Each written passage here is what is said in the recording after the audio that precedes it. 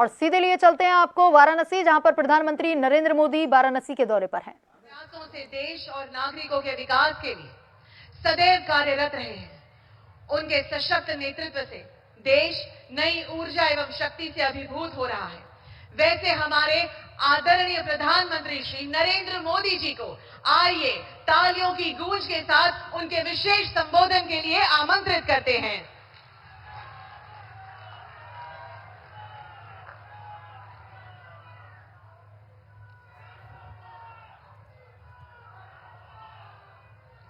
हर हर महादेव।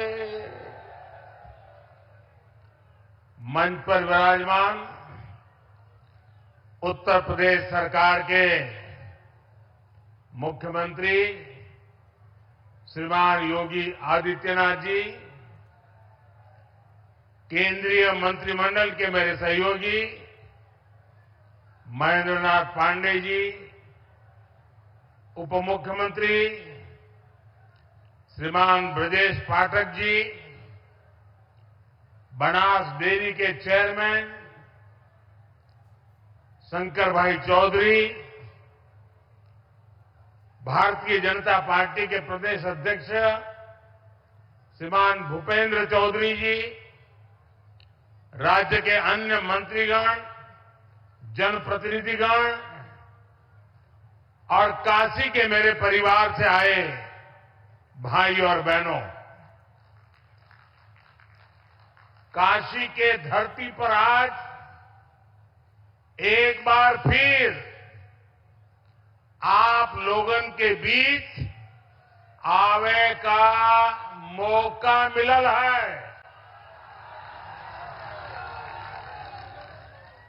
जब तक बनारस नहीं आई तब तक हमार मन नहीं मानेला।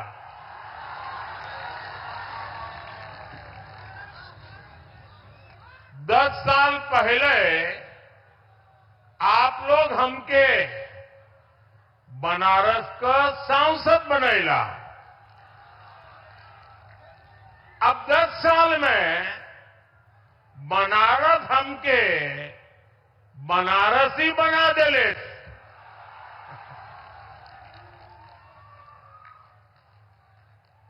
भाई और बहनों,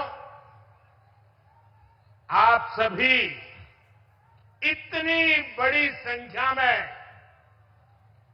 आए हैं,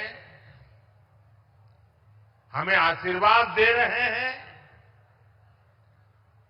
ये दृश्य हमें गदगद कर देता है। आप लोगों के परिश्रम से आज काशी को नित्य नूतन बनाने का अभियान लगातार जारी है। आज भी यहां 13,000 करोड़ रुपए से अधिक की विकास परियोजनाओं का शिलान्यास और लोकार्पण किया गया है। ये प्रोजेक्ट काशी के साथ साथ पूर्वांचल के, पूर्वी भारत के विकास को गति देंगे। इसमें रेल, रोड, एयरपोर्ट से जुड़े प्रोजेक्ट्स हैं। इसमें पशुपालन, उद्योग, स्पोर्ट्स, कौशल विकास, इससे जुड़े कई प्रोजेक्ट्स हैं। इसमें स्वास्थ्य, स्वच्छता, आध्यात्म, पर्यटन, एलपीजी गैस, अनेक क्षेत्रों से जुड़े अनेक विध काम हैं। इससे बनारस समेत पूरे पूर्वांचल के लिए नौकरी के बहुत सारे नए अवसर बनेंगे। आज संत रविदास जी की जन्मस्थली से जुड़े अनेक प्रोजेक्ट्स का भी यहां से लोकार्पण हुआ है। मैं इन सारी परियोजनाओं के लिए आप सभी को बहुत बहुत बधाई देता हूं। साथियों, काशी और पूर्वांचल में कुछ भी अच्छा होता है तो मुझे आनंद होना बहुत स्वाभाविक है। आज बड़ी संख्या में मेरे नौजवान साथी भी आए हैं। कल रात को मैं सड़क के रास्ते बाबतपुर से बीएलडब्ल्यू गेस्ट हाउस आया हूं। कुछ महीने पहले जब मैं बनारस आया था तो फुलवरिया फ्लाईओवर का लोकार्पण करके गया था। बनारस में ये फ्लाईओवर कितना बड़ा वरदान बना है ये साफ दिखाई देता है।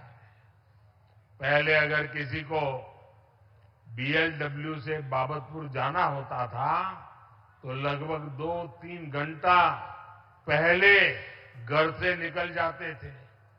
पहले मंडुवाड़ी पर जाम, फिर महमूदगंज पर जाम, कैंट पर जाम, चौका घाट पर जाम, नदेसर पर जाम, यानी जितना समय फ्लाइट से दिल्ली जाने में नहीं लगता था उससे ज्यादा फ्लाइट पकड़ने में लग जाता था। लेकिन एक फ्लाईओवर ने ये समय आधा कर दिया है। और कल रात को मैं खास वहां जाकर के हर चीज को देख के आया हूं, उसकी व्यवस्था को समझ करके आया हूं।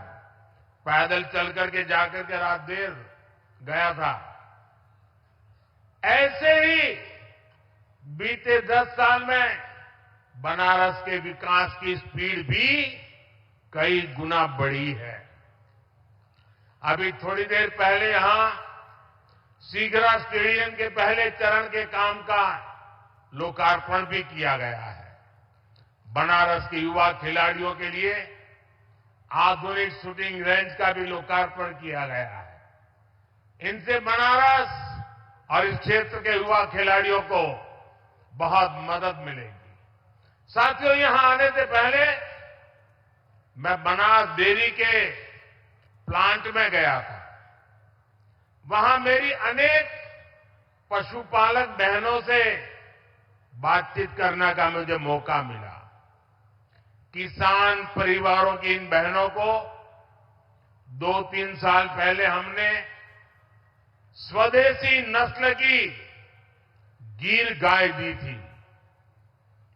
मकसद ये था कि पूर्वांचल में बेहतर नस्ली स्वदेशी गायों को लेकर जानकारी और बढ़े, किसान को, पशुपालकों को इससे फायदा हो।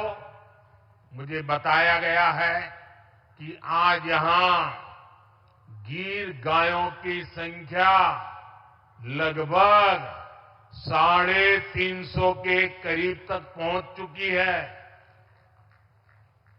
संवाद के दौरान हमारी बहनों ने मुझे ये भी बताया कि पहले जहां सामान्य गाय से 5 लीटर दूध मिलता था, अब गिर गाय 15 लीटर तक दूध देती है। मुझे ये भी बताया गया एक परिवार में तो ऐसा संभाला है कि एक गाय तो 20 लीटर तक दूध देने लग गई है। इससे इन बहनों को हर महीने हजारों रुपयों की अतिरिक्त कमाई हो रही है। इसके कारण हमारी ये बहनें वे भी लखपति दीदी भी बन रही है। और ये स्वयं सहायता समूह से जुड़ी देश की 10 करोड़ बहनों के लिए बहुत बड़ी प्रेरणा है। साथियों, बनास डेयरी प्लांट का शिलान्यास मैंने 2 वर्ष पहले किया था। तब मैंने वाराणसी सहित पूर्वांचल के तमाम पशुपालकों को, गोपालकों को इस प्रोजेक्ट को तेजी से पूरा करने की गारंटी दी थी। आज मोदी की गारंटी आपके सामने है और इसलिए तो लोग कहते हैं मोदी की गारंटी यानी गारंटी पूरा होने की गारंटी।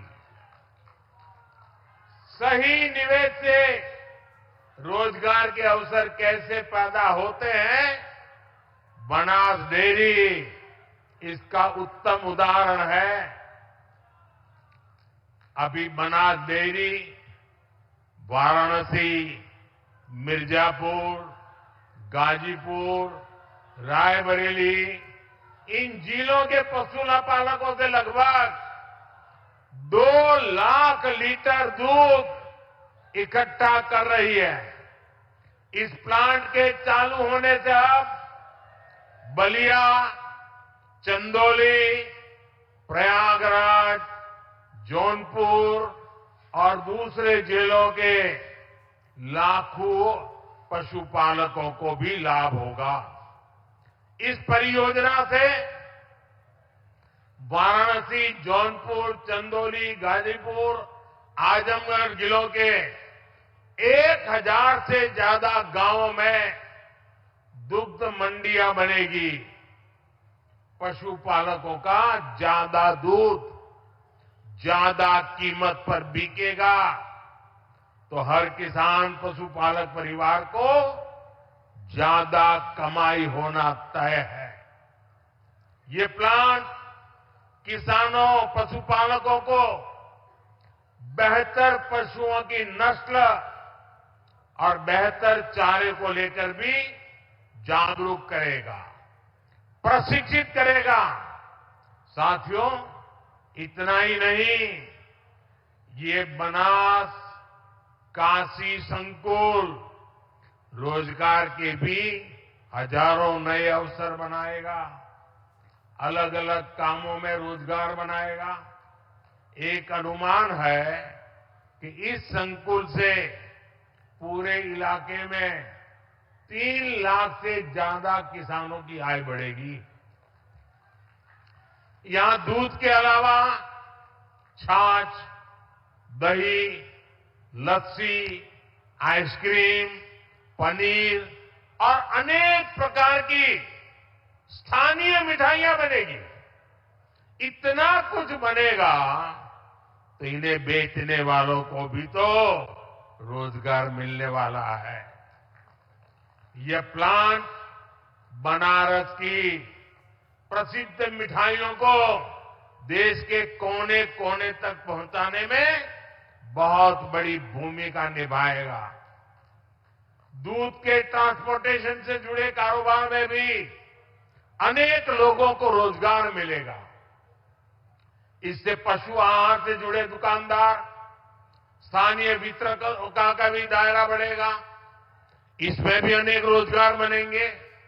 साथियों, इन प्रयासों के बीच मेरा बनास डेयरी के कामकाज से जुड़े वरिष्ठ साथियों से भी एक आग्रह है।